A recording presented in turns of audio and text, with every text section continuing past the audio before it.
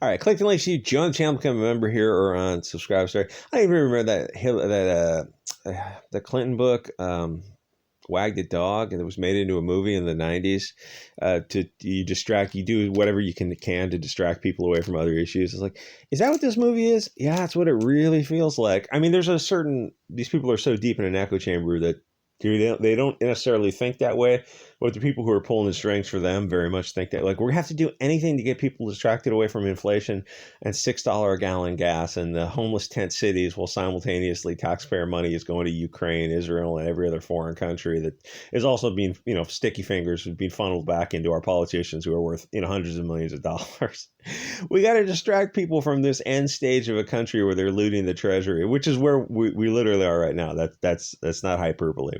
That's where we are right now. Like, left or right, you got to look at this and go, oh, we have no representatives. Anyway, it's a movie, right? So her Trump derangement syndrome pregnancy film doesn't do too well. The movie is about a hot topic issue, fair enough, that people are very much divided on, but it's not a key issue right now. The left is trying to say it is to wag the dog, to get people away from inflation, and a dementia patient in office who's run by a board of lizard people. But it's not a issue nowadays, and the proof is in the film returns is that nobody saw this movie. Yeah, it's just like these are first world problems, and they're trying to blow it up into like 2014 feminism. $275,000 for the opening weekend. That's about as big a bomb as you can possibly imagine.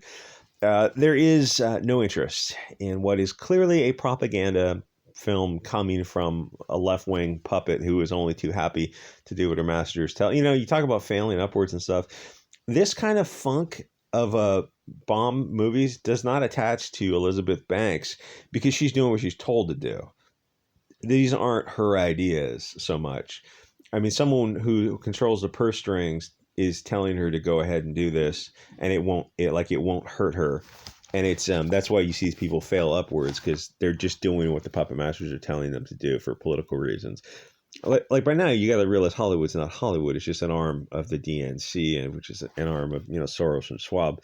So either they know the movie was going to be a bomb and they made it anyway and didn't care about the money, which is probably the case, or because there's an inexhaustible supply of money when you have these puppet masters who are like Larry Fink at BlackRock is able to put money into whatever projects he wants because it's other people's money.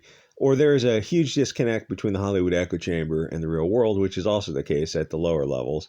So in any political issue, polling, for any movie, people kind of get together and go, okay, like how is this movie the right time? Is it timely to make this movie? It's going to hit.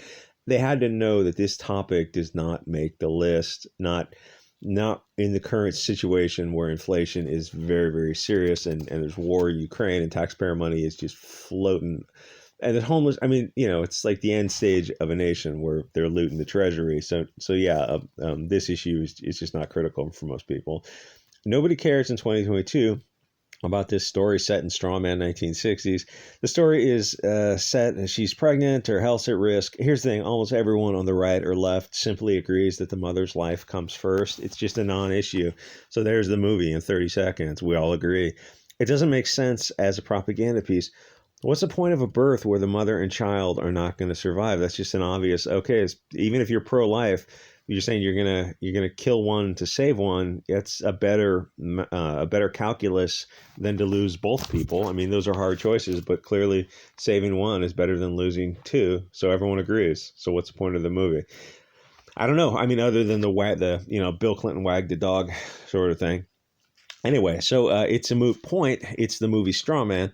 The hospital board made a wrong medical decision in the 1960s story. Okay, fine. We agree. Hospitals sometimes can make mistakes, because they're humans, but they don't make any mistakes nowadays. I trust our government and I trust our media completely. So nobody knows the purpose of the point you're trying to make this film other than the wag the dog, distract people away from an 80-year-old dementia patient, war in Ukraine and possibly World War III, Civil War II, inflation, and the people ripping off the taxpayers and the open door to the South. It feels like you're distracting us from globalists actually destroying the West. But I mean, not that successfully distracting us because it only made $274,000. So things were different 50 years ago. So you make a straw man propaganda piece about evil blonde, blue-eyed man who made a mistake. I'm just assuming that the doctors on that board who denied her the deletion are blonde-haired, blue-eyed guys. You know, call me crazy how I know this. That they're probably Christian also. I must be Nostradamus. I'm guessing that there's going to be a shot where one of the doctors is a cross or a crucifix or someone's praying on a rosary or something. So I'm such a big brain. How do I know these things?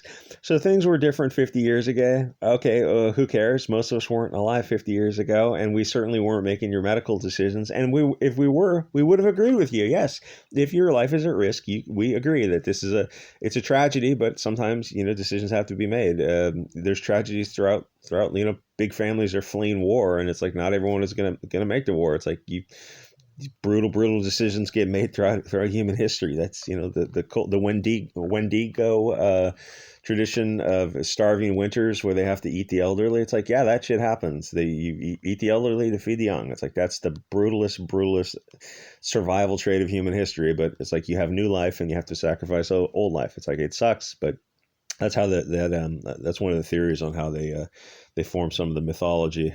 Anyway, so you don't have the moral high ground because we're all on the same ground with you.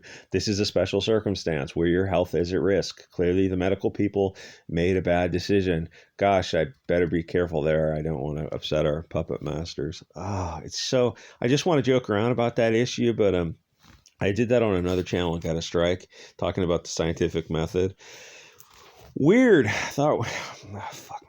Anyway, so I'm sure 50 years from now, we'll look back at decisions, you know, could have gone a different path right now. Like we look back at this decision 50 years in the past about this hot topic. It seems they made some mistakes. You know, humans make mistakes all the time. I'm glad I haven't made any in that regard in the past 3 years, and I'm feeling very good about that. So the movies and topic itself is not important, but this is the second agenda film that bombed. It's not a movie. It's cultural Marxism. Charlie's Angels was something about vagina power and blonde men are bad and the people of the light are super duper bad. And something about diverse vaginas are insert Frankfurt School Saul Alinsky talking points about some bullshit systematic propaganda, marginalized, oppressed, and othered and colonies. Here's the thing I understand about the colony theory. It's like that's vibrant, multicultural, diverse enrichment. The peoples around the world of the New World, they needed the enrichment of the European people. They didn't get colonized. They got enriched with multiculturalism. Oh, you got me there. You got me there, you Chad Hugo boss. So obviously this is just Bolshevik propaganda that nobody really believes in. So Charlie's Angels was an action film, but Banks hates men. And the three girls look like they hate men also, you know, wear comfortable shoes, a little scissoring and bumping fuzz sort of things. I don't know if in the real world they do, but that's how they're portrayed on screen. So men were told not to see the movie. I think she literally told them, it's not made for you, bigot. Okay, challenge accepted, friendo. I won't. Men drag women to see films all the effing time. How do you...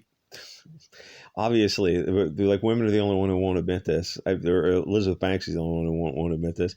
So it has it was only a movie made for women, people with pussies, to quote CB4, I think. Except women didn't go out and see that movie either, and they didn't see this movie. So Banks told men not to see it, and then was pissed off that men didn't see it. But women, of course, didn't see it. But Banks doesn't think that women have agency, which is based and Chad-pilled. Or women saw the previews and thought the movie looked stupid and stayed home to watch a romantic comedy, which women are all on board with. It's like they're terrified to admit that, like, yeah, that's what women like. Just give them what they like. Oh, but we need women to be men. Yeah, they're not though. You're living a delusion. Like, you can say all these stupid words, but they're just Bolshevik propaganda. Women are not men. Like, anyone who's... I mean, unless you've been locked in a monastery, you're very well aware of the differences. So Banks didn't give men what they wanted, and then she didn't also give women what they wanted, or the investors. She sodomized the investors for that movie to the tune of $30 million. Then she blamed men after she told them, it's like, gee, you're acting hysterical, Elizabeth Banks. Are you on your period?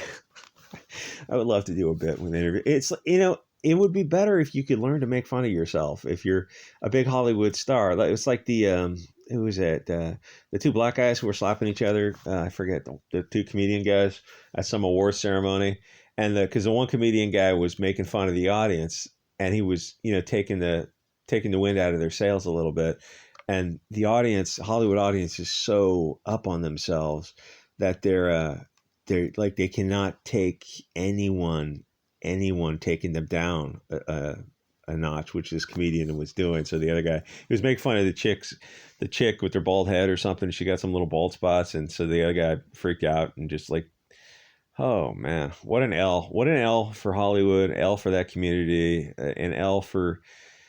Aren't you the same guys who applauded Weinstein for years? And you guys think you have the moral high ground to lecture us on anything? Weird.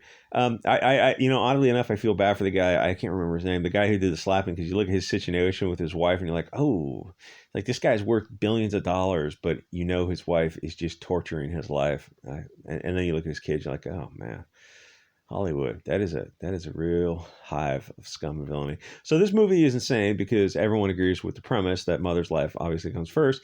Two, it's a movie exclusively for women. About women's parts, but women didn't watch it. In fact, nobody watched it. It did worse than Bros by that Eichner, whatever, weirdo who blamed the flyover states for not seeing this movie, except nobody watched this movie. I think there's that one part of LA that's the gay district. I forget what it's called.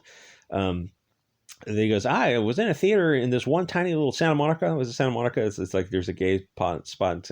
And I was in this theater and the gay people loved it. Okay, that's one theater. There's like Santa Monica, Santa Barbara, and then every city has got those little, BLT. San Francisco's got little BLT sections. Like, oh, so it did well in like a dozen cities in America with the gay district, like the one theater that might be in a gay district. It's like did well in those. Yeah. Okay, so there's actually a large enough BLT population to support the movie. Why didn't they see the movie? Not probably because of the topic, but because of the guy himself, the Eichner guy or Eichenwald, whatever his name is. He's just a gross and disgusting guy. And the thing is, people know it's going to be a propaganda film ultimately about butt sex, which most people are not into. Shocking. They're not into graphic depictions of dudes on their knees. That's a bridge too far. Like La Cage aux Folles, that's about as far as you can go. But physical expressions of stuff. Nobody wants to see that. So also the lead actor rubs people the wrong way. You feel unclean just listening to him whine. Every word is just fingernails on chalkboard. Be careful here. I'll say he was the wrong guy for the role. You should have picked somebody human. Anyway, so butt sex with Eichner is more appealing than Elizabeth Banks being a cum dumpster, which kind of makes you wonder how out of touch Hollywood is if they think that these kind of gross globalist propaganda films are going to sell well.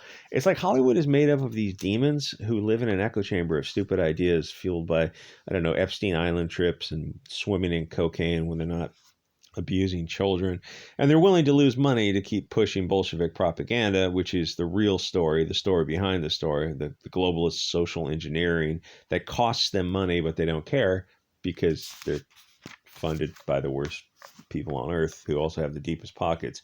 Yeah, it's easy to have deep pockets to donate money overseas when you're using the taxpayer money to. So those homeless tent cities, are we going to do something about that? Or did you say you want to give more money to Ukraine, Israel, and all those other foreign countries? No. Actually, I say stop giving money to any foreign country, period. Just stop it. And take care of those homeless tent cities. So, like, you literally pay for Israel's border wall between Palestine, but America doesn't have a border wall? Yeah, that's not in the budget. But you gave billions, like 10 times that amount to Ukraine. Well, we got to fight for democracy. But if democracy is homeless tent cities in America, then it's not worth fighting for. If Putin, a communist or whatever the hell, he's a dictator, if he can provide not homeless tent cities, then I'm going to have to be on his side. Where if democracy means America has homeless tent cities, and you're taking the taxpayer money and giving it to other nations, then clearly there's something wrong with this narrative of democracy is really lame or whatever do you mean constitutional republic? No. We're going to have more homeless tent cities, more inflation, and we're going to give that money, taxpayer money, to foreign countries, which is also going to go back into the politicians' pockets because politicians aren't worth $100 million without breaching their fiduciary duty. So this movie is just a wag the dog movie? Yeah, pretty much. Yeah, pretty much. Like a 90s Wag the Dog movie that made fun of the Clinton situation lightly. After Obama, you're not going to see that. It's like, or with Biden, he's kind of ripe for Saturday Night Live to make fun of him, right? Yeah, you're not going to see that. But I mean, the guy's got dementia. He doesn't know where he is. He's always getting lost. I mean, there's endless. What was it? President Ford always was like physically clumsy. It's like, how many pictures of Biden do you need to see him falling downstairs or getting lost or falling off a bicycle? It's like, yeah, that's right. Oh, it's not fair to make fun of someone who has dementia. But he's the president. The joke is that he shouldn't be in office in the first place. Yes, but then we'd have to address the puppet master in the room, and we're not going to do that. Okay, fabulous. Anyway, thanks to the subscribe star, become a channel member. Thanks to all those people, and I'll see you guys all next episode.